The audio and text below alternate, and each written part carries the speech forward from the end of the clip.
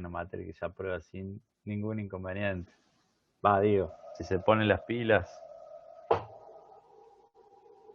Profe, ¿cuál es la fecha de entrega de este primer trabajo? Primer trabajo, fecha de entrega. No sé, veamos. 13. El 13, Adrián Barrio Nuevo, Bruno Turra. ¿Es ese? No, ese no. El 12. 12. 11. Tobías y Ezequiel. Ahí está. Usted es el grupo número 12. 12, sí, ese. Ujú. Bien, a ver, veamos. Dejo de compartir acá por las dudas. A mí me pasa lo mismo, profe. Lo único que me dice que estoy asignado a más de un grupo. Sí, eso no es problema, que esté asignado a más de un grupo. Eh,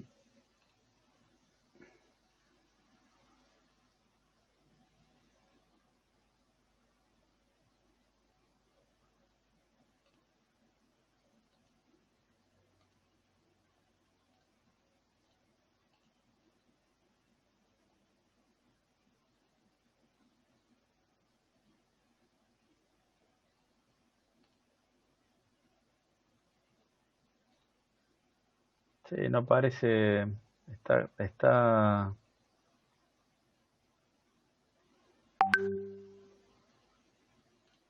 A ver ahora.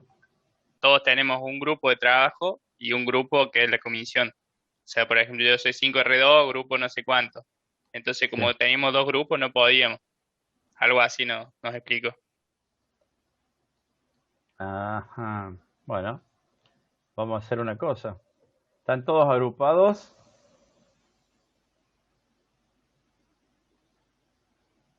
¿Están todos en grupo, da o no? Para. Sí, profe, yo también tengo el mismo problema. Me dice Bueno, que tengo más de un grupo. bueno, espere.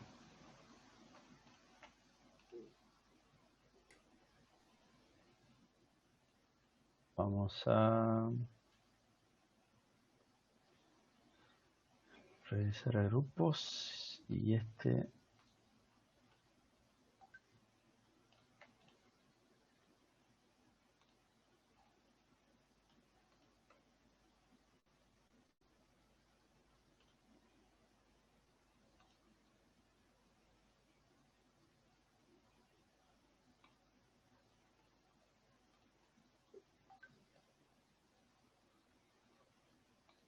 A ver ahora.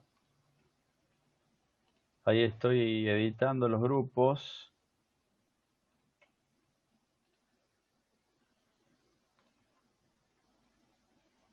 Bien. Entonces ahora veamos. Bien. Ahora inténtenlo.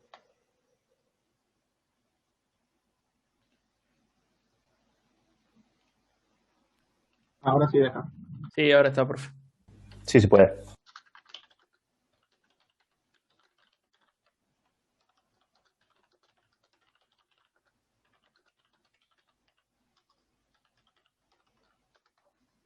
Bien. O sea que ya tenemos resuelta la cuestión de la presentación. Muy bien por la pregunta. Perfecto. Bien. Eh, Vamos a arrancar entonces. ¿Les parece?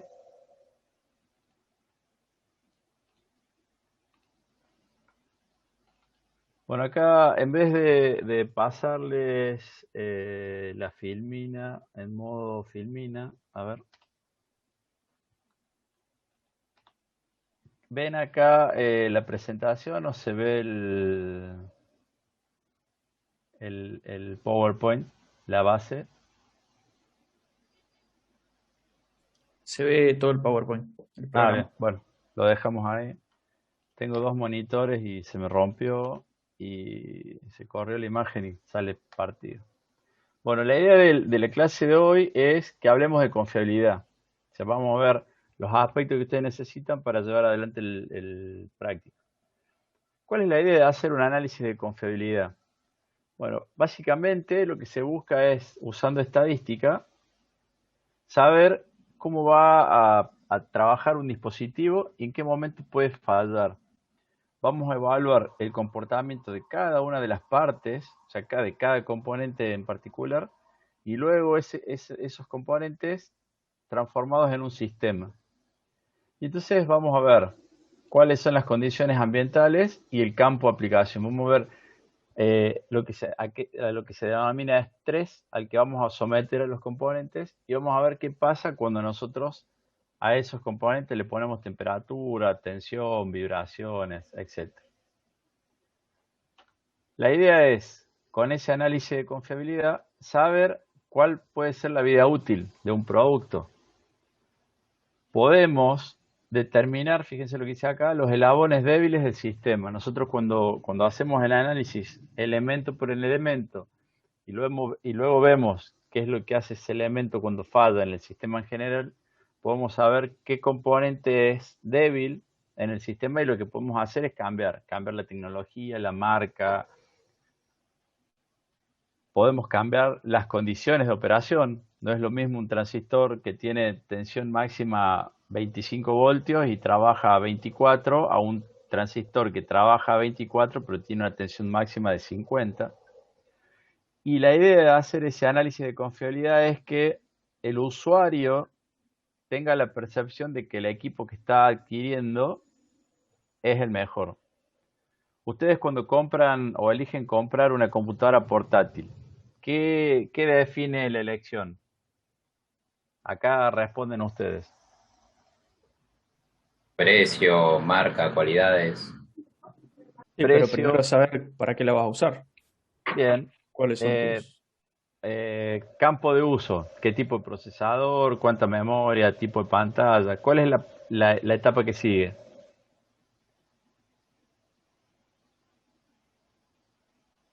¿Qué les parece? Procesador, placa de video, RAM, todas esas cosas. Claro, o sea, primero definimos qué tipo de máquina necesitamos. Cuánta memoria, cuánta RAM, cuánto procesador, cuánta placa de video, qué tamaño de la pantalla. El paso que sigue es el precio. Pero, ¿y si ustedes se encuentran con dos equipos y que uno vale 100 y el otro vale 110? ¿Cuál comprarían? Si tienen las mismas características, De si nuevo, tienen más o menos las mismas características, quizá iría por el prestigio de la marca. ¿y qué es el prestigio de la marca? Es una confianza que vos tenés en esa marca porque conoces sus productos, tiene renombre y demás. Entre dos cosas que Bien, tienen poca diferencia de precio, elegiría la que sea la mejor inversión en el sentido de sé que me va a durar más. bien. Fíjense que ustedes están hablando básicamente de la percepción del usuario a una vida útil más alta básicamente eso, ¿no? Una vida útil más alta. Ustedes saben que compran el equipo y que la tecnología va a quedar obsoleta en algún momento, pero el equipo no va a fallar. Entonces, conceptualmente, los equipos más caros en principio tienen sistemas de diseño, sistemas de ingeniería, realimentación de falla, digamos, la postventa hacia el área de diseño, y todos basados en la confiabilidad. Se supone que los mejores equipos son más confiables. ¿En base a qué? Bueno, veamos, sigamos un poquito. Un concepto que nosotros vamos a tener que evaluar en su momento será qué pasa cuando el equipo que nosotros fabricamos y entregamos falla. Ustedes compran esa computadora en garantía de 12 meses. ¿Qué pasa si al mes 5 esa computadora se quema la placa, por ejemplo, la placa madre? ¿Qué hacen ustedes?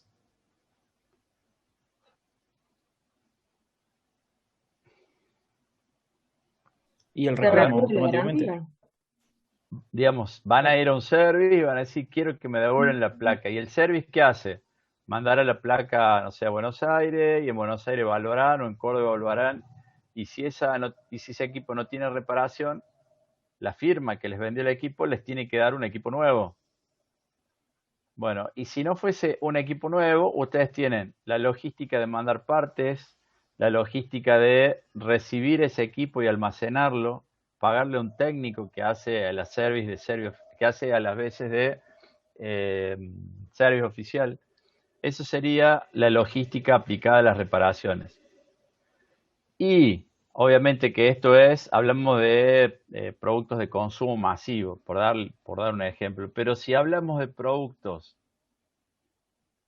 que van a provocar una falla catastrófica, ¿a qué le llama el nombre catastrófico? Que puedan Puede causar la causar muerte. baja. Que pueda causar la muerte. Entonces digo, le vendimos a la fábrica de aviones, no sé, qué sé yo, un amplificador de audio para el casco del piloto. Y ese amplificador de audio genera una falla en un circuito eléctrico que provoca que se rompa una fuente, que provoca que se produzca una cadena de hechos que haga que ese avión se caiga. Bueno, eso sería una aplicación crítica con una falla catastrófica. ¿Cuál sería la idea de hacer este análisis de confiabilidad? Bueno, tratar de evitar que ocurra esto. Y entonces habrá técnicas, habrá métodos que nos van a permitir minimizar lo que se denomina falla catastrófica para que pueda ser aplicado en aplicaciones críticas. Por ejemplo, se arman una fuente de alimentación que van a poner en un satélite. Entonces se tienen que garantizar que esa fuente tenga la vida útil estipulada, porque si falla, el satélite no se cae, pero deja de transmitir, deja de hacer lo que tenía que hacer. Entonces van a tener un pedazo de algo dando vuelta este, allá arriba, en algún nivel, a alguna distancia de la Tierra, y entonces, ¿qué va a hacer? No va a tener la operación óptima que se esperaba. Entonces, esa sería una aplicación crítica. Y en ese caso, la falla catastrófica es que el equipo se apague y no pueda transmitir. Todos los dispositivos que tienen uso, que se fabrican y quedan obsoletos en algún momento, van a tener una curva que se llama curva bañera de respuesta a la falla. Inicialmente la falla va a ser muy alta, esto se llama zona de mortalidad infantil. Cuando un equipo que nosotros ponemos en el mercado falla en esta zona 1, quiere decir que no estaba el diseño lo suficientemente robusto para aguantar el tiempo que nosotros esperábamos. Una vez que pasa esa mortalidad infantil, viene una zona de vida útil. Esta zona de vida útil sería lo que dice acá, velocidad de falla baja y es constante. Acá la probabilidad de falla es el valor más chico. Y luego aparecerá una zona en donde después de un cierto tiempo van a comenzar a aparecer fallas. Esta curva, ustedes la habrán escuchado o la habrán vivido, no sé si alguno tiene auto 0 kilómetro, el famoso le hago el primer service o los 10.000 kilómetros para garantizar esto que se llama mortalidad infantil. Y luego del primer service ya no lo llevo al servicio oficial porque es muy caro y voy al lubricentro y le cambio aceite y filtro y bueno, me arriesgo a que no pase nada. Si llega a pasar algo en esta zona, yo corro con los gastos, si no está en garantía. Y va a haber un punto, los vehículos actuales dicen 100.000 kilómetros, dice a partir de los 100.000 kilómetros yo ya no te garantizo que el sistema no va a tener fallas. ¿Lo ven a esto, a esta curva? ¿Se puede? ¿De nuevo? Repita lo que dijo. Que sí, profe, pero dijimos que sí. Ah, sí, bien. que se trabó el Sale, micrófono. sale como como hay una distorsión importante. Fíjense que la zona 1 entonces son defectos de fabricación, zona 2 aleatorio, zona 3 desgaste. Entonces, nosotros podemos minimizar estas zonas, podemos maximizar el resultado del producto. Nosotros cuando decidamos fabricar algo y vendérselo a nuestros clientes, tenemos que saber cuál es el tiempo que nosotros esperamos. 1 año, 2 años, 5 años. Y entonces, después de ese tiempo, ¿qué puede pasar? Y bueno, tenemos que estar preparados para resolver problemas. ¿Qué procesos ocurren en los sistemas electrónicos que pueden modificar la confiabilidad? Normalmente un sistema electrónico puede fallar en esta parte en esta parte casi, digamos, puede haber fallas y esta parte, al no tener partes móviles, por lo general esta parte se estira mucho, mucho, mucho en el tiempo. Puede haber algo que se llama electromigración, cuando se utiliza dispositivos de tecnología de película delgada, semiconductores SMD en tecnología película delgada. Si a esos dispositivos les hago circular una corriente muy alta, puedo hacer que se deforme el sustrato, que se deforme ese depósito de material. Y entonces puedo hacer que aparezcan lagunas o montículos, que se deforme físicamente el material. Luego va a existir lo que se llama deriva de parámetros. Vamos a tener fatiga por transitorios. Hay dispositivos que cuando viene una descarga, ese dispositivo pierde parte de su vida útil. Puede haber calor excesivo. El calor excesivo es el elemento que va a provocar deriva de parámetros y por ende va a provocar fallas o disminución en la confiabilidad.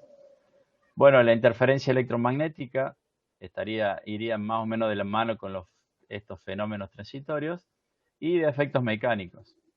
O sea que estas cuestiones van a ser procesos que van a hacer que esa confiabilidad se vea degradada en el tiempo. Entonces, ahora vamos a hablar de qué es el tiempo medio entre fallas. Este sería el tiempo que nosotros tenemos que estimar que nuestro sistema va a estar operativo sin que se produzca una falla, básicamente. Ese tiempo es el que se considera entre que ocurre una falla y ocurre la falla que sigue. Y en el medio, el proceso de detección, este que dice MTDD, y el proceso de reparación MTTR, nos va a llevar a que nosotros, nuestro sistema de postventa, esto que vimos hace rato, logística, relacionado con las reparaciones, nosotros vamos a tener una buena percepción de nuestros clientes si nuestro tiempo de falla es muy grande. Pero además vamos a tener una buena percepción de nuestros clientes si ante una falla este tiempo es el menor posible. Entonces uno dice, ¿recomendarías el service, all service? Sí, lo recomendaría porque son rápidos. Llevaste el equipo, falló, pero al poco tiempo ya te dieron una solución. Entonces ese concepto también es importante. Y tiene que ver con la idea de cuando nosotros fabricamos algo. ¿Qué consideraciones vamos a tener que tener en cuenta para optimizar la confiabilidad de nuestro sistema? Y fíjense que lo primero que vamos a decir es qué elementos son los que vamos a utilizar, qué partes vamos a utilizar. Normalmente el que fabrica electrónica, el que hace electrónica, siempre utiliza las mismas partes. ¿Por qué creen que es eso? Porque son piezas conocidas, digamos. Uno ya se imagina o tiene estudiado qué defectos tiene. Exactamente, uno sabe primero dónde conseguirla, sabe el costo, sabe cómo soldarla, cómo programarla y sabe que no va a fallar, que es confiable. Luego, el paso que sigue es diseñar circuitos confiables. Bueno, valga la redundancia, quiero confiabilidad, pero mi sistema tiene que ser confiable. ¿Cómo hago que mi sistema sea confiable? Que el diseño sea simple. La clave del éxito es la simplicidad de los diseños. Ahora, ¿qué ocurre cuando no podemos obtener el tiempo que necesitamos, el tiempo que estábamos buscando? Entonces se usa lo que se denomina redundancia. La redundancia hace que el tiempo medio entre fallas se amplifique, que sea mayor. Otra cosa importante es saber en qué ambiente mi sistema se va a desempeñar. Porque no es lo mismo una fuente de alimentación de un laboratorio que está arriba de un escritorio a 25 grados centígrados a una fuente de alimentación que va a ir en la caja de una camioneta y que va a viajar por caminos de ripio en el sur argentino. Entonces, tenemos que saber qué ambiente es el que va a estresar a nuestro dispositivo. Un avión, por ejemplo, cuando despega, despega a 25 grados centígrados y cuando está a 3.000 metros está a menos 25 grados centígrados. Y de repente pasa de menos 25 a 25. Y entonces esos saltos térmicos más las vibraciones hacen que sea un estrés importante el ambiente. ¿Qué hay que hacer entonces para que mi sistema sea confiable? Tengo que tener todo esto en cuenta. ¿Desde cuándo? Desde el momento inicial. Cuando yo decido hacer un diseño, lo que tengo que pensar es todas esas partes, todos estos conceptos que vimos arriba, para que cuando yo termine de hacer el diseño, ya haya tenido en cuenta la mayor cantidad posible de aspectos relativos a la confiabilidad. Si yo hago un diseño y luego digo, uy, ahora necesito ponerle, esto va a trabajar con temperatura, tengo que poner un disipador y no tengo espacio para el disipador, mi sistema no estaba preparado para ser confiable. ¿Queda la idea, jóvenes? ¿Hasta acá? Sí, profe. Bien. Sí. Entonces, ¿cómo hacemos para sacar ese tiempo medio entre fallas? Y entonces se utiliza como referencia este handbook. MIL Handbook 217F. Este es un handbook que se utiliza en el área militar y que tiene datos estadísticos de las distintas tecnologías de componentes que se utilizan en electrónica. En este handbook nosotros vamos a tener información para evaluar la confiabilidad sobre cada componente y tiene la posibilidad de hacer una evaluación que se llama método de cuenta partes. Son dos métodos distintos, este es un método, este es otro, que tienen sus cualidades. Ahora vamos a ver algunos detalles particulares de estos métodos. ¿En qué consiste entonces, o cómo se hace para determinar ese tiempo medio de falla? La idea es, voy a encontrar la cantidad de fallas en 1.000.000 de horas, este lambda sub p, que va a venir de la mano de, ¿qué cosa? La tasa de falla base, que se llama lambda sub b. Todos los componentes tienen un número base, que sería relativo a decir, un transistor, por ejemplo, está a 25 grados centígrados, con condiciones eléctricas del 50%, por poner un número estándar. Y a partir de ahí le voy a agregar factores que tienen que ver con temperatura de juntura, el modo de uso, si va a ser switching, si no es switching, la potencia disipada, el estrés de voltaje, la calidad de construcción, el método de construcción, la calidad del componente, dice factor de aplicación respecto al ambiente de aplicación, si va a estar en un laboratorio, si va a estar en un auto, si va a ir en un satélite. Entonces, vamos a armar para cada componente, para cada elemento de nuestro circuito, vamos a encontrar un valor lambda sub p que va a depender en términos generales de una configuración, de una combinación de diversos factores. Cada componente va a tener una ecuación específica en donde pueden estar algunos o todos de estos factores que estamos viendo acá. ¿Cómo se hace entonces? Y acá vamos a ver un ejemplo. Dos transistores de potencia trabajando en conmutación con una señal del 30% de ciclo de trabajo, una potencia máxima que va a disipar cada transistor. Vamos a decir que es para una aplicación en automóvil. Vamos a decir que este transistor trabaja a 50 grados, este trabaja a 50, pero la temperatura de juntura será 90 y este 120. Fíjense que aquí estamos viendo que son iguales, pero ahora este trabaja a mayor temperatura.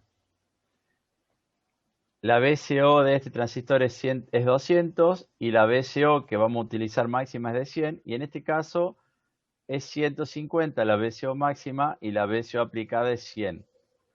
Y va a trabajar a 100 kHz de frecuencia de conmutación. ¿Cómo se hace con esto? Bueno, si ustedes se remiten al handbook, este que les mencioné recién, MIL Handbook 217F, que está disponible en la autogestión, ahí en el aula virtual, perdón, van a ver que les presenta tablas con la ecuación característica para los transistores, le presenta tablas de la cual ustedes van a relevar los valores que van a ir necesitando. Entonces tendremos un transistor NPN para los dos casos. El factor de base es 0.0074. Luego, según la temperatura de juntura, acá tengo una tabla con temperatura de juntura, saco el valor que corresponde. Para 90 es 3,6, para 120 es 5,6. ¿Cómo determino la temperatura de juntura? Bueno, vamos a tener que ver a qué potencia trabaja, a qué temperatura ambiente trabaja, si tiene disipador, si no tiene disipador. Se puede medir si hace falta en un laboratorio la temperatura ambiente y estimar la temperatura de juntura. Recién ahí en las características del diseño decía que iba a trabajar iba a hacer switching, entonces para el factor switching 0,70 y decía que para la potencia de 100 vatios, el factor es 5,5. Luego decía la relación de tensión colector emisor. En una decía que la VCO máxima era 200 y trabajaba a 100, y en el otro decía que era 150 y trabajaba a 100. Entramos a la tabla y obtenemos los valores correspondientes. 100 sobre 200 me da 5, o sea que si la relación está entre 0,04 y 0,5, utilizo 0,21. Y 100 sobre 150 es 0,66. Entonces me fijo entre 0,6 y 0,7 y el valor es 0,39. En el caso que el valor no estuviera consignado, tengo la ecuación que me dice cómo calcular. Fíjense que acá hay una ecuación, aquí arriba hay una ecuación también, acá arriba hay una ecuación. O sea, todo está basado en ecuaciones y está la tabla con valores característicos. Llegamos al factor de calidad, vamos a hablar un poquito más adelante, pero en particular nosotros utilizamos calidad lower o calidad plastic. En general, para los cálculos de los componentes que manipulamos habitualmente, usamos lower, 5,5. Y el factor ambiente, y en este caso hay una lista de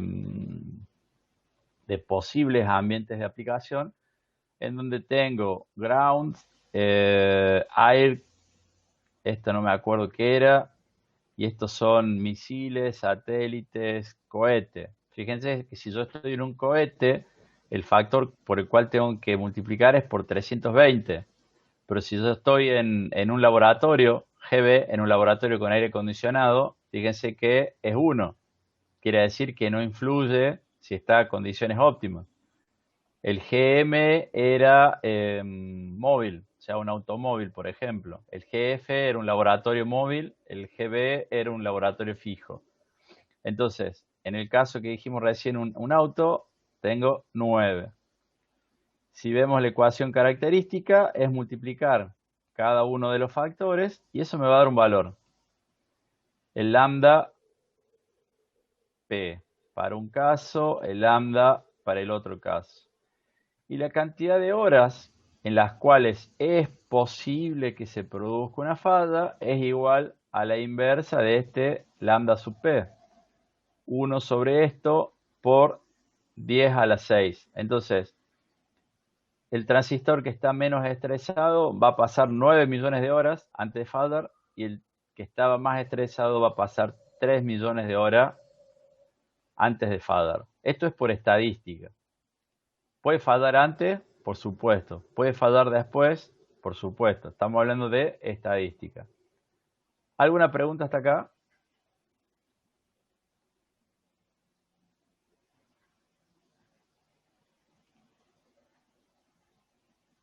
No, profe, sí, profe, no entendimos No, nada. profe, No, profe, ¿se ¿se entendió? entiende? Bien, bien. Está bueno que digan algo, porque si no, me siento que estoy en una caja, encerrado, enjaulado. Entonces, ¿qué pasa ahora si ponemos esos dos transistores trabajando en el mismo circuito? Entonces ahora voy a tener una probabilidad para un transistor, otra probabilidad para el otro transistor. Y entonces ahora lo que pasa cuando hablamos de un sistema es que esas probabilidades se suman. Por lo tanto, la inversa del valor resultante de la suma, fíjense qué ocurre. Disminuye. Uno solo demoraba o iba a fallar en 9 millones de horas, el otro en 3 millones de horas, pero cuando los combinamos, la falla ahora es 2 millones de horas. Quiere decir que si nosotros pusiésemos 4 transistores en nuestro diseño, y quizás la probabilidad ahora va a caer a... ¿Cuánto será el número? ¿Alguien se anima a hacer el cálculo? Dos transistores. 972.000, profe. ¿Cuánto? 972.000. Vamos a poner así, 972.000 horas. Si le pego, punto para el parcial, ¿eh? Sebastián Villegas, lo voy a tener en cuenta. Gracias, gracias. Gracias por el aporte. Fíjense que a medida que yo voy incrementando componentes en mi sistema, va aumentando la probabilidad de falla. Va disminuyendo la cantidad de horas entre la primer falla y la que sigue, o sea, el MTBF. ¿Qué necesito para poder hacer este análisis? ¿Qué les parece? Lluvia de ideas. La Conocer lista. perfectamente el Ensayo. ambiente y los dispositivos que estoy usando. De nuevo, uno por vez. Conocer perfectamente el ambiente y los dispositivos que estoy usando en mi aplicación. Bien, ¿alguien más dijo algo? Someter los ensayos. Ensayos, bien. ¿Alguien más dijo algo? Sí, yo, digamos, saber bien los materiales que tengo, o sea, me refiero a los componentes.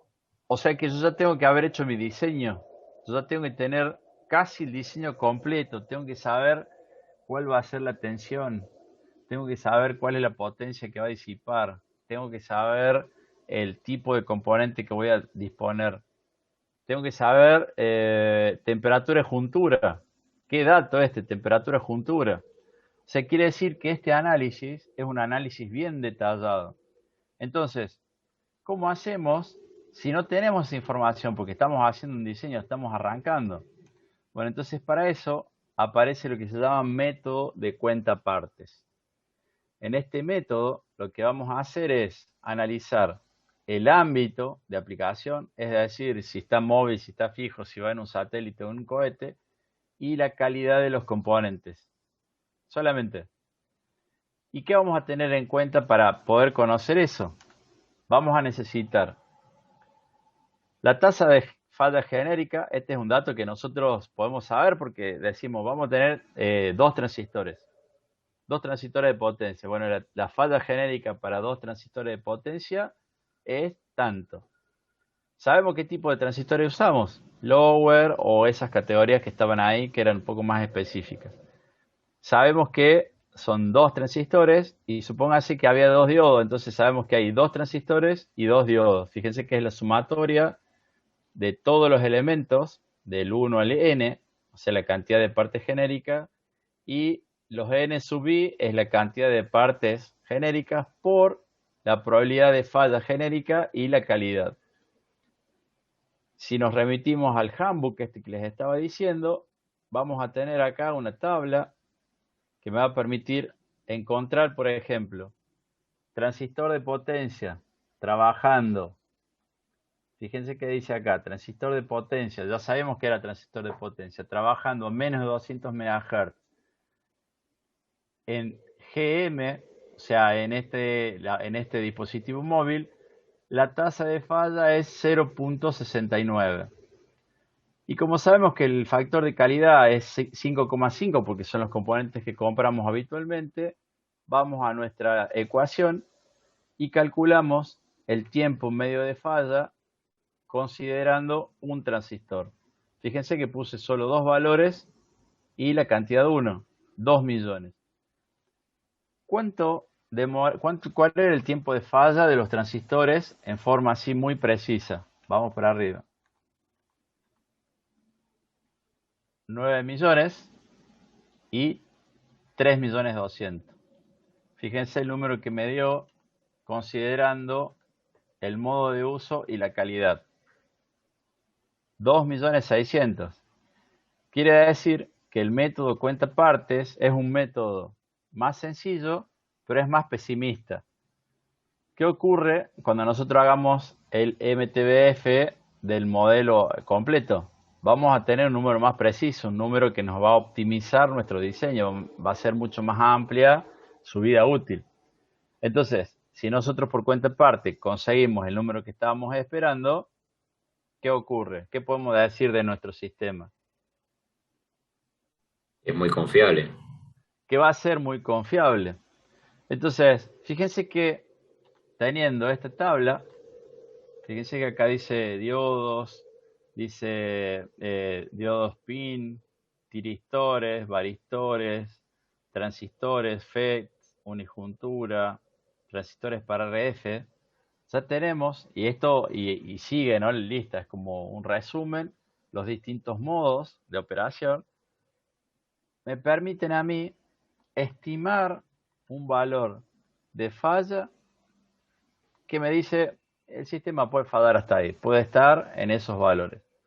Entonces, si esto cumple con nuestras condiciones, después hacemos el análisis más extensivo. El análisis más extensivo nos va a servir a futuro para el análisis posterior. ¿Qué pasa cuando ese transistor se quema? ¿Qué pasa con la etapa que estaba conectada a ese transistor? ¿Alguna pregunta hasta acá, jóvenes? No, profe, está bien. Entonces, el modo cuenta partes, fíjense que me daba para 2 transistores 1.000.000 de horas, 1.300.000, y el análisis de estrés por partes, que lo vimos más arriba, me daba 2.400.000.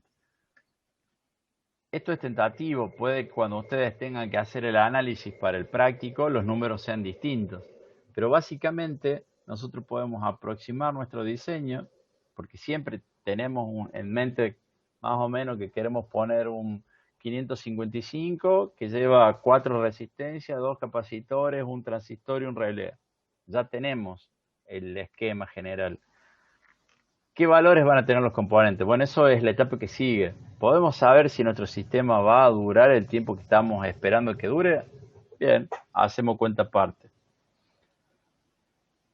¿Cómo sabemos? Entonces, el tema de las calidades. ¿Cómo podemos? Fíjense que, y entonces aquí viene este detalle en particular. Esto que decía factor de calidad. Calidad lower, 5,5, y luego aparecen estas que se llaman YAN, YAN-TX, YAN-TXB. Fíjense cómo el factor de calidad baja, o sea, el número es más chico. ¿Qué quiere decir? Que si es más chico, después este número va a ser más chico y el número de horas va a ser más grande. Bueno, fíjense estos códigos, ¿no? YANT-TX o YAN-TXB.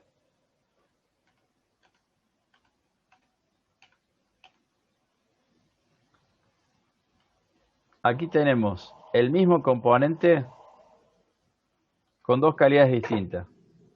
Calidad lower y la misma firma tiene los distintos niveles de calidad, y si nosotros consideramos el YAN-TXB, tenemos primero el costo. Fíjense la diferencia de costo. $22 contra 10 centavos de dólar. ¿Así es? Un centavo. 1 centavo de dólar. 2 centavos le pongamos. 22 contra 2 centavos. La relación de precios, ¿cuánto es? 1000 veces.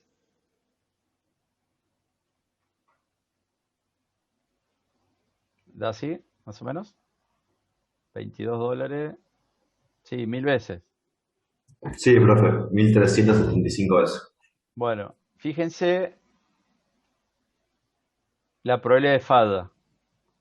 0,801. O sea, es casi 5 veces menor. Entonces, voy a pagar 1000 veces el costo pero voy a tener una probabilidad de falla 5 veces menor.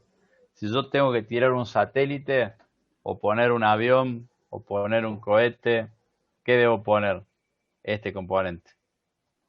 Más allá de que cuando nosotros decidamos hacer electrónica para aviónica, nos van a pedir que certifiquemos que nuestro diseño tiene todos los componentes de calidad YAT XB.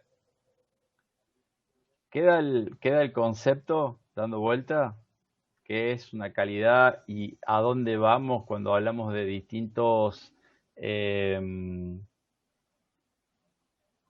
procesos de fabricación que me dicen que un sistema dura más o dura menos. Sí, profe, perfecto. ¿Sí? Bien. Bueno, denme un segundo. Voy a ver si encuentro el PDF del libro. Denme un segundo.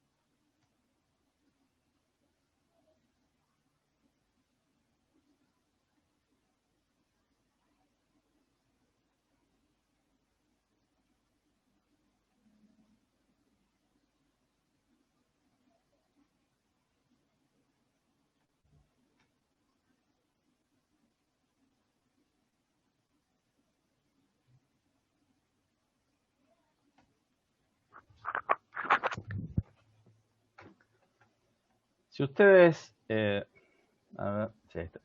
Si ustedes se remiten a la V, van a ver que al final de la distribución de material, ustedes tienen un área que dice material complementario. Y entonces, en ese material complementario tienen, por ejemplo, dice hojas de datos, capacitor, grado militar. Ahí lo acabo de abrir, lo vamos a compartir.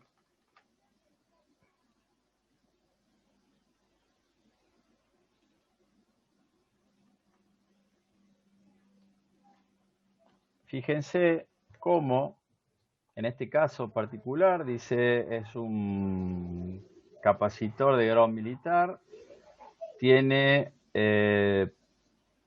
probabilidades de falla según un modelo o un modelo exponencial o un modelo Weibull. Esto es cómo se evalúa esa curva que vimos hace rato, esa curva de bañera.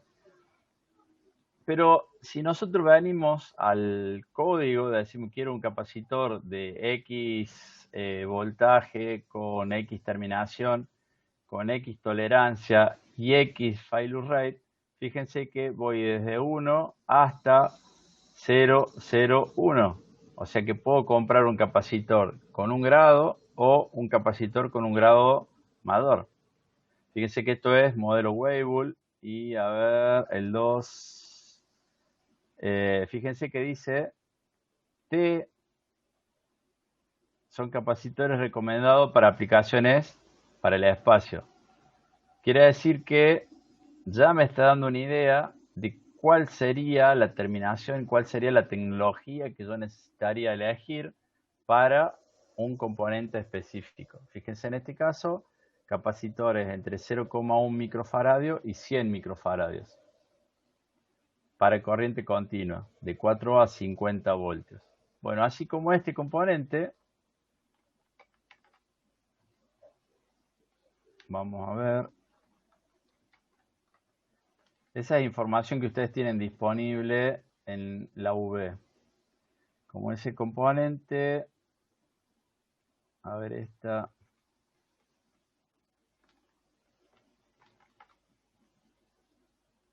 Tenemos este. Aquí tenemos un capacitor de montaje superficial. Vamos a ver dónde está.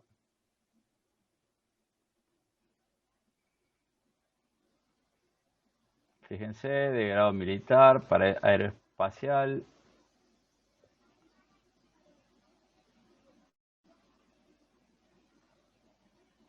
Decía ahí arriba cuál era.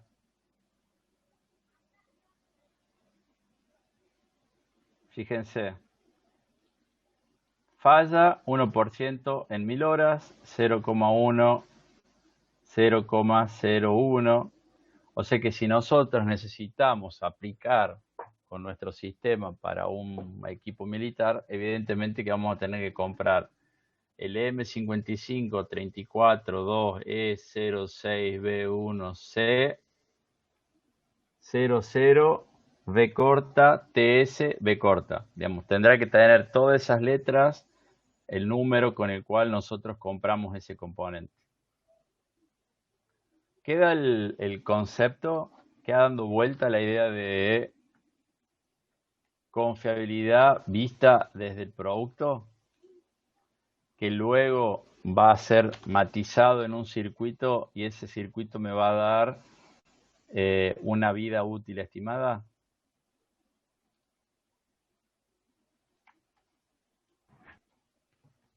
Bien, ustedes ahí en la UV tienen un ejemplo de cálculo de tasa de falla de un CD 4017. Bueno, fíjense, es un circuito integrado que tiene menos de 100 transistores. Esto sale de la hoja de datos. Profe, Entonces, perdón, lo interrumpo ahora. Cuando trabajo con circuitos integrados para sacar la confiabilidad de ese circuito, tengo que ver cómo está compuesto, digamos, el integrado en sí, y a partir de cada claro, componente. exacto. Tengo que saber cuántas patas tiene, tengo que saber cuántos transistores, porque ¿se acuerdan que vimos recién que un transistor tiene una probabilidad y dos transistores baja la probabilidad? Bueno, lo mismo pasa con los integrados. Más transistores, más probabilidad, menos transistores, menos probabilidad. Hay algo, este sería en términos genéricos la tasa de falla para un circuito integrado. Y por ejemplo, hay un factor que se llama Pi sub L que me dice cuánto hace que el producto está en el mercado. Un producto que recién sale tiene más probabilidad de falla que un producto que hace mucho tiempo está en el mercado. Me dice acá el encapsulado, la temperatura de juntura. Bueno, estos valores están listados en este 1217. Y entonces ustedes los introducen en la ecuación y sacan el valor propio para ese circuito CD4017. En este caso, 0,634. Entonces, esto es lo que ustedes debieran llevar adelante si hablan del análisis del trabajo práctico número 1. Estaba buscando recién. Ustedes están viendo mi autogestión. Ustedes ven acá todo el material que está disponible que ustedes todavía no tienen acceso. Bueno, teníamos ahí un libro, mi tercer bestseller. Denme un segundo. Voy a ver cómo hago para facilitarles la información. No quiero pasarles el PDF así, forma directa. Estaba publicado en un sitio web como un PDF dinámico, pero no sé qué problema hay con el Flash, con el Flash Player o una cosa así que están discontinuados, entonces no se puede ver. ¿Cuál es la idea del libro?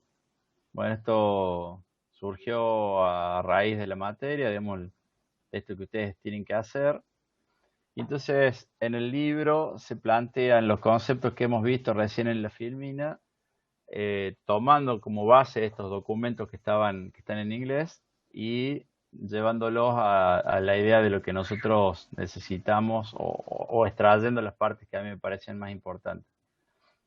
Entonces, hay pautas de diseño en ingeniería, que es lo que vemos recién, básicamente la lista de partes preferidas. Y entonces esa lista de partes preferidas nos lleva a tener proveedores preferidos, tecnologías preferidas. Después, esa lista de partes preferidas nos va a permitir a mí calificar componentes y armar una tabla que me permita, cuando yo inicie un diseño, tomar de ese banco de datos que tenemos cuáles son los mejores componentes. Luego vamos a, cuando vayamos a fabricar, vamos a ver de qué manera podemos garantizar que mi diseño va a cumplir o no con la requisitoria que tenemos en mente. Luego vamos a ver, luego se establecen algunas cuestiones particulares como cuando yo compro componentes, el proveedor que me vendió los componentes, ¿los almacenó en forma correcta? ¿Los marcó en forma correcta? ¿Me los envió en forma correcta? Luego de eso, se dice que cuando un diseño está muy exigido, lo que podemos hacer para aumentar su confiabilidad es sacar la exigencia. Entonces, hacer lo que se llama derating o reducción de potencia. Y luego de eso, o sea, teniendo en cuenta esos conceptos, cuando hablamos de diseño confiable, ¿se acuerdan que les dije hace rato? Tenemos que hacer el diseño más sencillo y más confiable posible.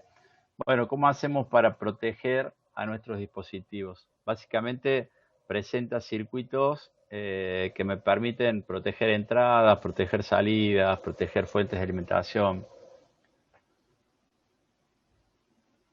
Otro aspecto a tener en cuenta es cómo protegemos al equipo en cuanto a las interferencias que pueden venir. Vimos que el EMI y las descargas EMI, las descargas electrostáticas, podían generar problemas en los componentes. Entonces, si nosotros lo blindamos correctamente, podemos minimizar el riesgo de dañar los componentes. Y luego, ¿cómo se hace cuando el equipo falla? Cuando ya no hay chance y necesitamos aplicar redundancia. Entonces, bueno, en el documento, que dice capítulo en desarrollo, pero en el documento se plantea lo que ustedes vieron y algunos modelos de redundancia. En este caso, por ejemplo, si nosotros miramos y hacemos un zoom, vemos la entrada A y la salida C, y adentro vamos a tener distintos sistemas que van a ser redundantes. El R7 es redundante de todo este bloque. El R3, el 4 y el 5 van a tener redundancia con el R1 y con el R2. Entonces, si falla esta línea, puede seguir esta línea. El R6 no debiera fallar, o en su caso, el R7 sería la última etapa de redundancia. Entonces, yo puedo ir minimizando la probabilidad de falla y arrancar con un 0,9 y terminar con un 0,88. Con lo cual, aumenté bastante, o sea, disminuí bastante la probabilidad de falla. Aumenté bastante el tiempo MTBF. ¿Qué más hay? A ver, pautas de diseño.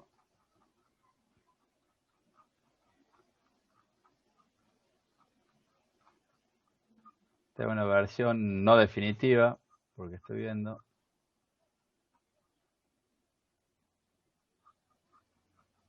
A ver si hay un esquemita acá. Bueno, acá me dice puesta a tierra. Estos conceptos que nosotros los tenemos en danza, pero que no los aplicamos hasta que nos falla. Y cuando falla, tenemos que rediseñar. Entonces, la primera vez que nos ocurre esto, rediseñamos. Ya no nos va a ocurrir próxima vez. Distintas formas de proteger, en este caso transistores, en este caso MOSFET, en este caso SCR, en este caso protección de dispositivos TTL para dispositivos CMOS, etapas de protección para la entrada de una fuente de alimentación, el famoso fusible, ¿no?, que usamos habitualmente. Todo esto ¿Cuál es la finalidad? La finalidad es aumentar la confiabilidad. Lo último de esto de confiabilidad, ¿cuál era el concepto general? A ver si alguien se acuerda.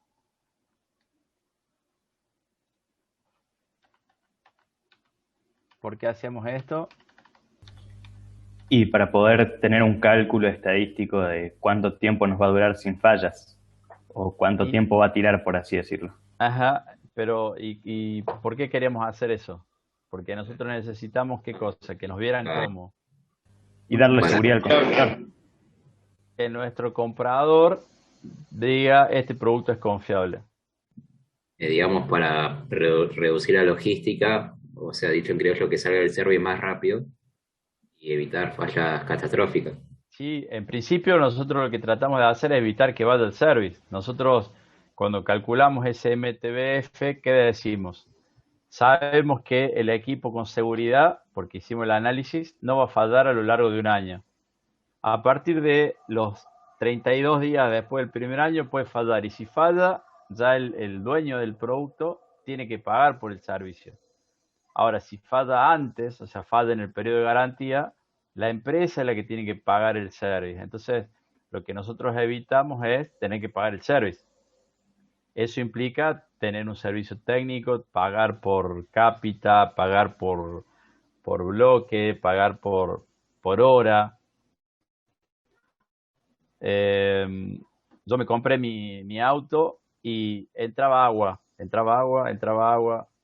Llovía, no entraba agua. Lo lavaba con la manguera, no entraba agua. Lo llevaba al lavadero que le daban con la hidrolavadora y aparecía una pileta adentro.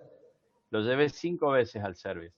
Yo me perdí 20 horas de mi vida, porque fueron 4 horas por esas 5 veces, y el service tuvo que hacer 5 intervenciones, por lo cual no cobró nada, o cobró, qué sé yo, 1 hora de trabajo, porque el service tendría que haber podido, digamos el service oficial, ¿no? Tendría que haber podido resolver el problema en 1 hora.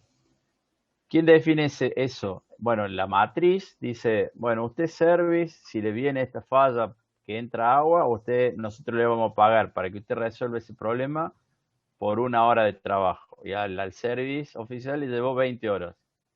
¿Quién perdió plata? El service oficial por un lado y por otro lado la casa matriz, porque le tuvo que pagar al service oficial esa intervención. Entonces, ¿cómo hacen las empresas que venden productos? ¿Cómo hacen para saber que, por ejemplo, la manija de apertura de un auto va a durar 100.000 kilómetros? ¿Qué les parece?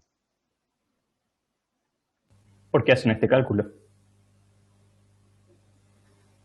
Y si no, Y ponen a un chango a abrir la puerta. Ya, se rompe.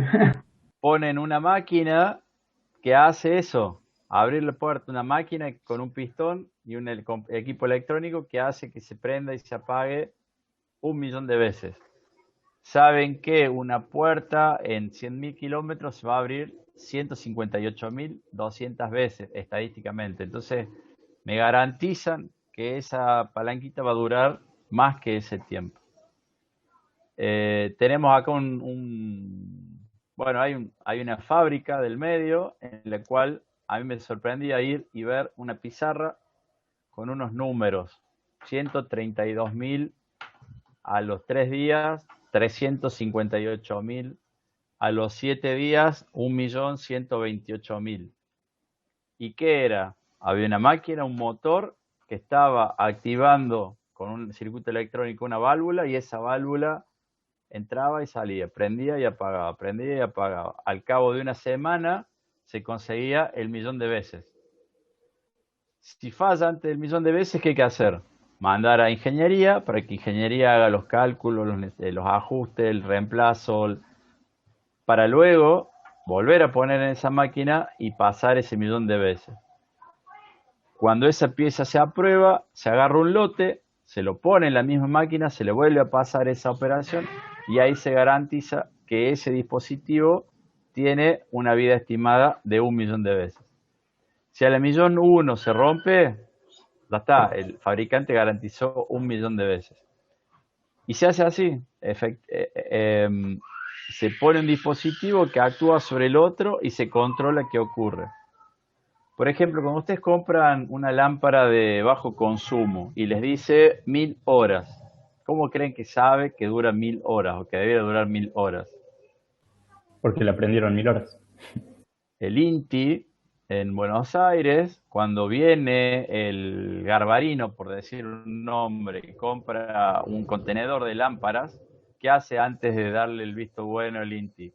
Le dice, me tenés que dar una muestra de ese contenedor, o sea, supónganse 100 lámparas, las pone en un tablero eléctrico, un tablero que tiene 100 portalámparas con numerito, prende y lo deja a 1000 horas. Cuando pasan las 1000 horas se fija cuántas se rompieron. Por estadística tiene que haber, supónganse, una cada 1000. No conozco bien el número, pero tiene que ser algo así. Listo. Si una cada 1000 se rompió, está aprobada la compra, está aprobado el modelo. Garbarino puede poner a la venta ese contenedor de lámparas de bajo consumo. Entonces siempre va a haber alguien que va a tener que hacer la verificación. Con los componentes electrónicos, el proceso no voy a sacar 1.000.000 de horas, voy a poner 1.000.000 de componentes haciendo lo mismo y voy a ver cuál es la probabilidad de falla. Entonces, esa distribución de 1.000.000 de componentes hace que en vez de ser 1.000.000 de horas, ahora el periodo de evaluación sea menor. Pero básicamente me va a estar indicando eso justamente. Ese componente específico puede durar hasta 1.000.000 de horas. Y entonces, de esa manera, nosotros, que en algún momento vamos a ser fabricantes de sistemas electrónicos, vamos a poder tener la certeza que no nos van a llamar al otro día. A mí me pasó cuando, bueno, y ahora viene una cuestión de qué es lo que nosotros esperamos cuando diseñamos algo. Y entonces, ¿alguna pregunta hasta acá? Profe, recién dijo que con eso nos asegurábamos de que no nos llamaran al otro día. En Sí. realidad, con los que vimos del modelo de la bañera, nos aseguramos que no nos van a llamar a los 2 meses, pero al otro día o a la semana, justamente hay una mayor probabilidad de que haya alguna falla, ¿o no? Claro, ¿cómo funciona?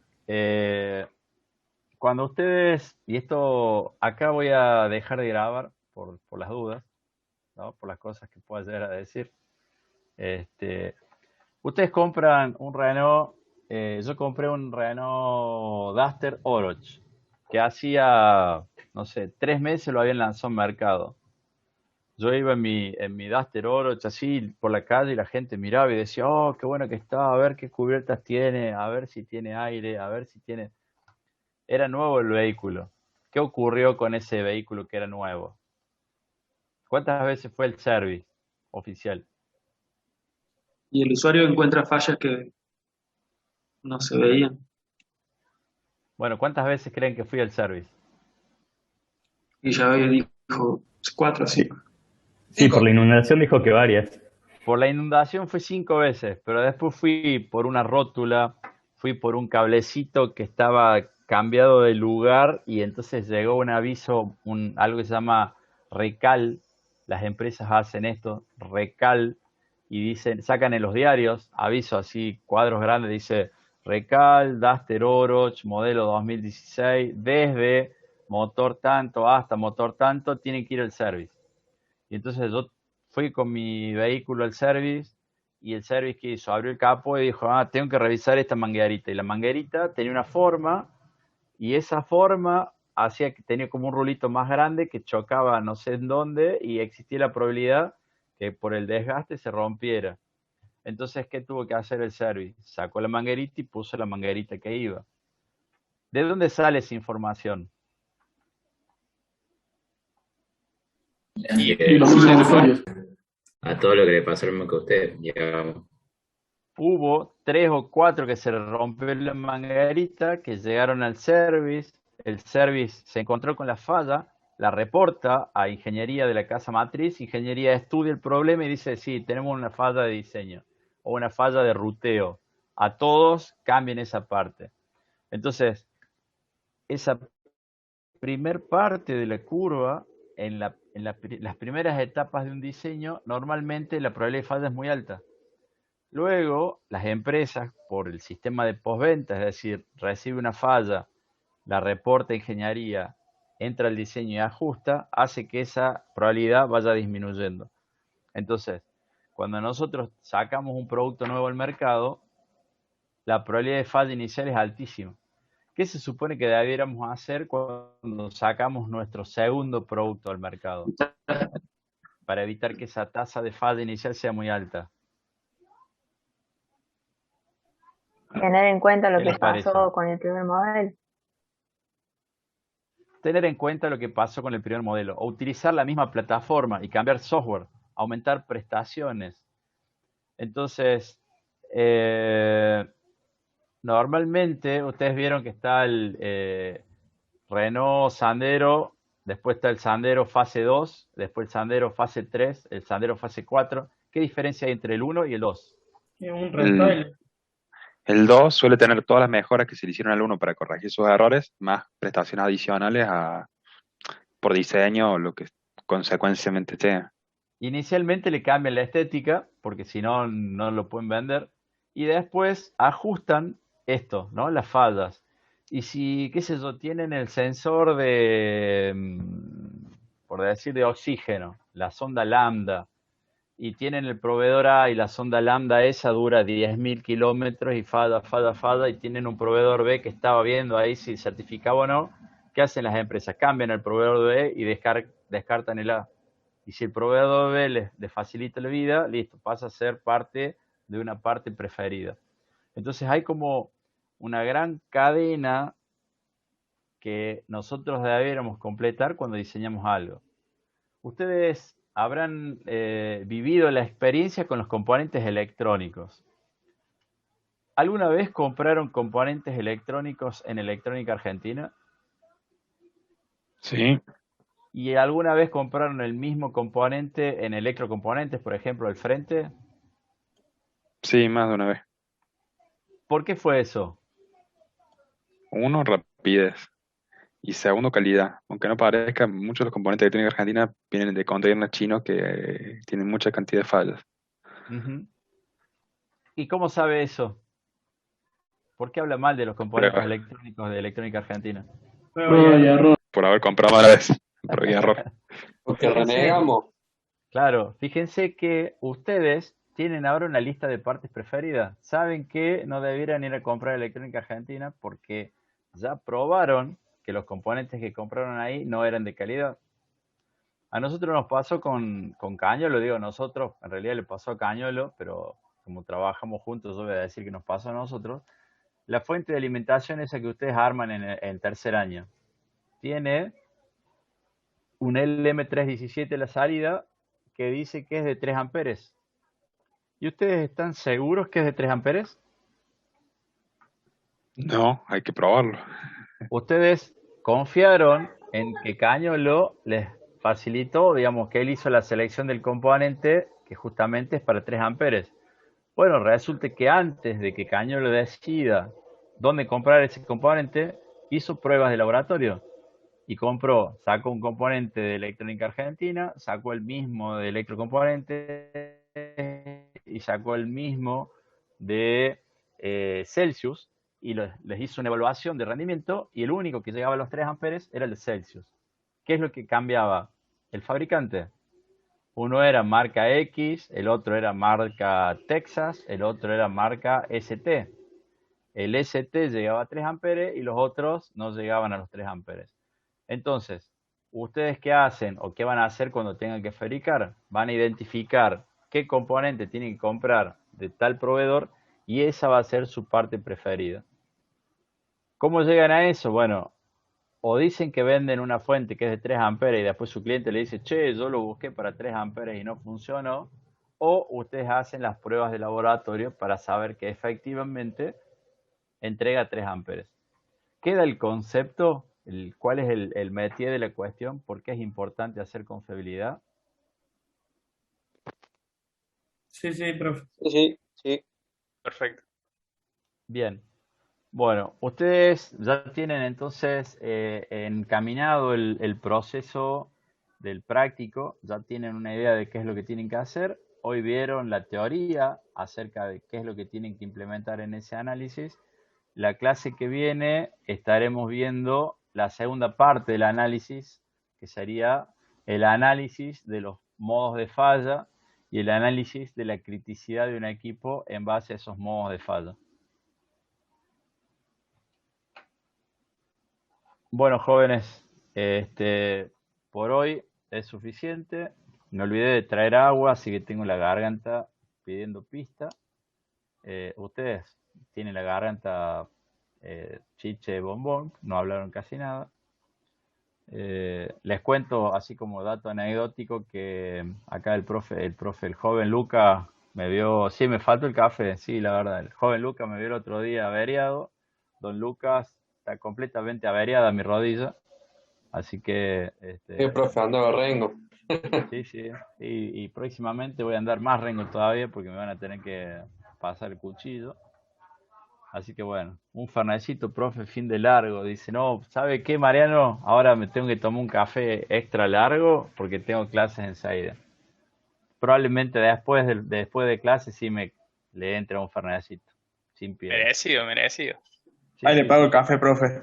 ¿Cómo Todo el día dice? pensando en alcohol, Vera. ¿Cómo puede ser? Usted sabe que hay, ya lo voy a implementar en una de esas con el libro de tecnología. Tendría que ponerlo en marcha rápidamente,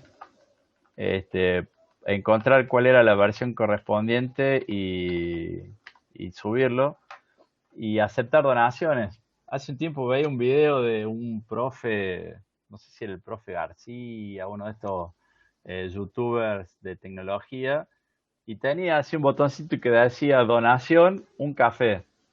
Y entonces uno cuando picaba ahí, le transfería a la cuenta PayPal el costo de un café, no sé si el hombre este es colombiano, entonces la idea era que él recibía en su cuenta de PayPal el valor de un café para que se pueda tomar ahí en Colombia. Tendría que implementarlo como...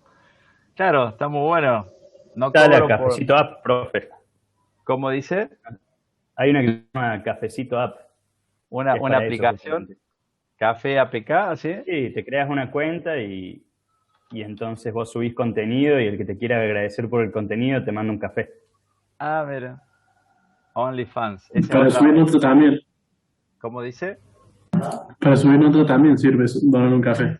No. Las notas no se suben con café. Un café es un decimal, entonces varios cafés ahí. No. En esta materia no se recibe ningún tipo de... Baja la probabilidad de error en el parcial. No, se mejora la probabilidad digamos, disminuir la probabilidad de falla del parcial. Se consigue haciendo todos los prácticos, participando de las clases, sabiendo que hay una aula virtual en donde está la información. De esa manera se resuelve el problema.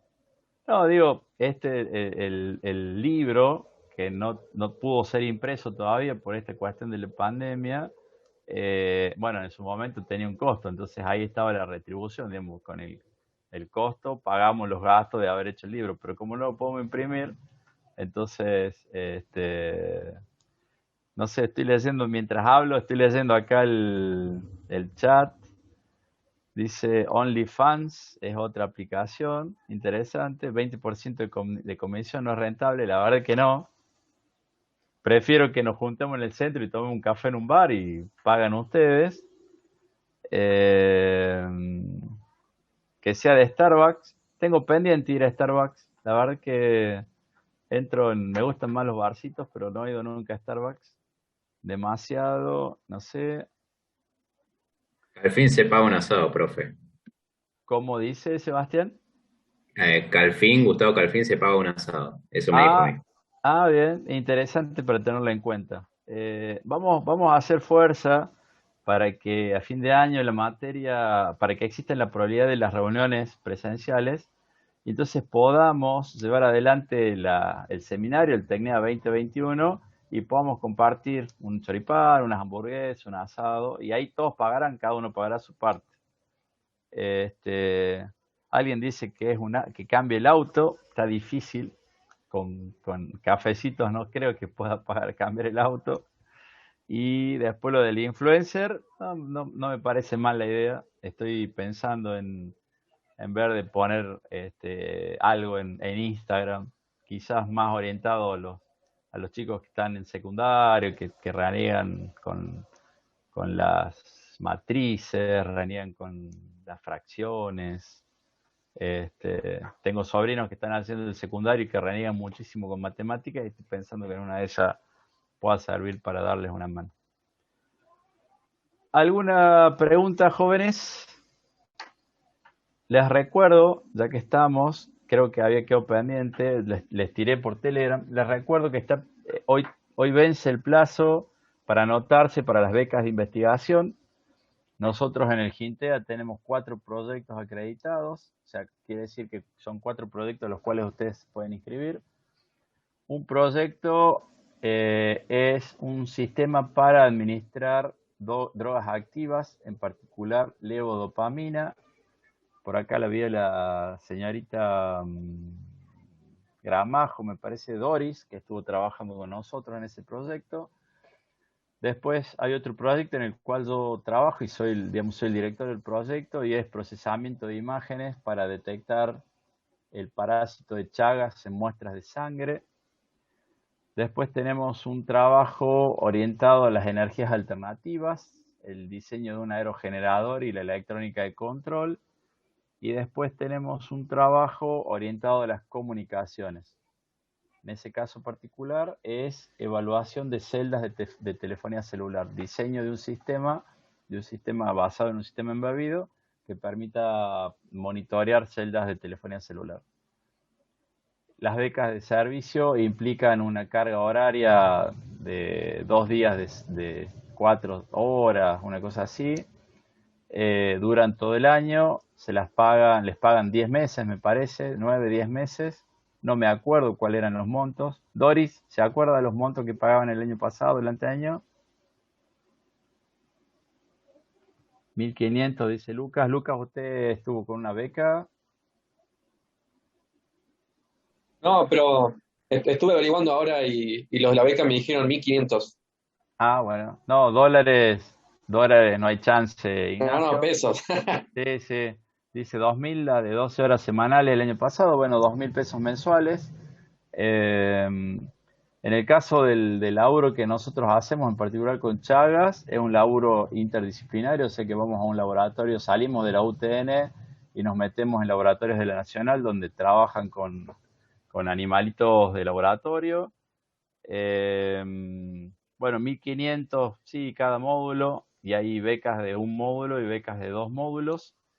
Y bueno, tienen que tener ganas de laburar. No necesitan conocer información específica y cualquiera puede anotarse. Termina hoy el plazo. El formulario se los pasé por Telegram. Fíjense, inscríbanse.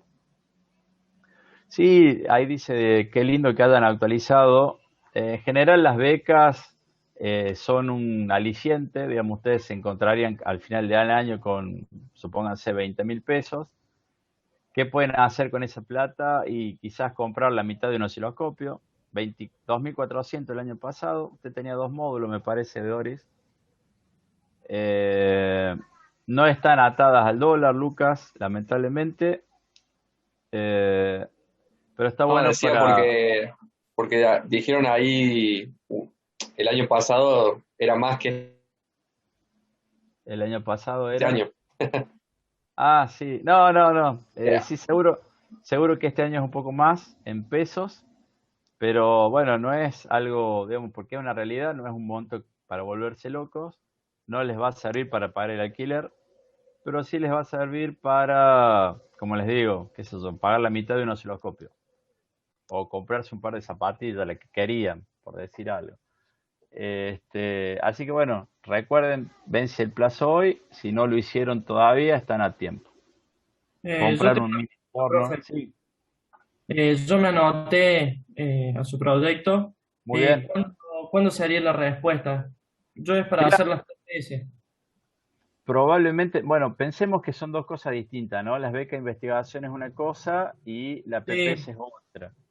Eh, PPS, hablemos un poquito más adelante, que resolvamos el tema becas, o sea, de acá a un mes más o menos hablemos PPS. En cuanto a becas, normalmente cuando cerraban los plazos, a nosotros nos daban los formularios con los postulantes, por ahí les pedimos currículum para aumentar la información y qué sé yo, en 3 semanas, una cosa así, se hacía la publicación de los resultados. ah, bien, bien. O sea que es algo que se resuelve en el mes de abril, en términos generales. Bueno, Doris dice que se compraría un mini torno con la plata. Nahuel, si quiere, la puede compartir, si cree que la puede compartir acá en el grupo a la consulta. Si no, esperamos que salgan todos y me pregunten. Bitcoins también podría ser una buena manera de invertir esos 20.000 y que se transformen en 30.000, porque el Bitcoin sigue para arriba hasta que se venga y explote. Ojalá que no para los que hayan invertido en eso. ¿Alguna otra pregunta, jóvenes? Si no, terminamos por hoy. Bueno, quédese, Pablo, para la consulta, ahora que salgan sus compañeros. Ha sido un gusto, jóvenes, haberlos visto, aunque sea en foto estática. Nos vemos miércoles que viene. Chao, profe. Chao, profe, nos vemos. Chao, Chao, profe. profe, gracias.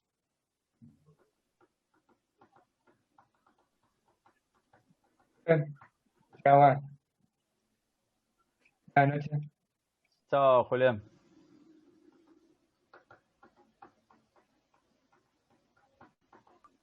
Profe, yo aprovecho y le hago una pregunta. Decime, Lucho Martínez. Yo estoy cursando proyecto final también. Sí. Y bueno, todavía no nos dan como un plazo para plantear las ideas y todo eso. Pero usted mencionó que en el laboratorio hay para hacer, ¿cómo se dice? Lo de la energía renovable. Sí. Bien, que sería un generador eólico, ¿verdad? ¿Eso había Sí. dicho? Ok. Y yo quería preguntarle si hay posibilidad de, en vez de entrar a la beca de investigación, Sí. usarlo para proyecto final. Escucha, O si usted sí, Sí, podemos charlarlo. Nos tendríamos que conectar con el profe Cañolo Sí. para ver, digamos, qué se podría hacer del proyecto como tesis. Actualmente Claro. hay un grupo de chicos que están haciendo su tesis basada en el proyecto, o sea que podríamos ver si es que hay alguna posibilidad de hacer algún módulo, una parte, complementar. Sí, lo podemos charlar, Lucho. Ok, porque no nos dicen todavía ni la profundidad de lo que tiene que ser el Claro. trabajo final y todo eso, entonces, Ustedes están comenzando ahora y Claro. están la base, o sea que mandadme un mail para recordar esta historia de que te gustaría hacer la tesis basada en la temática de los aerogeneradores y así nos ponemos en contacto con el profe Cañol. ok, profe. Bueno, muchas gracias. Muy bien. Ignacio, los links de grabación van a estar ahí en la UV. Que tenga un buen fin de semana, profe. Igual, Lucho.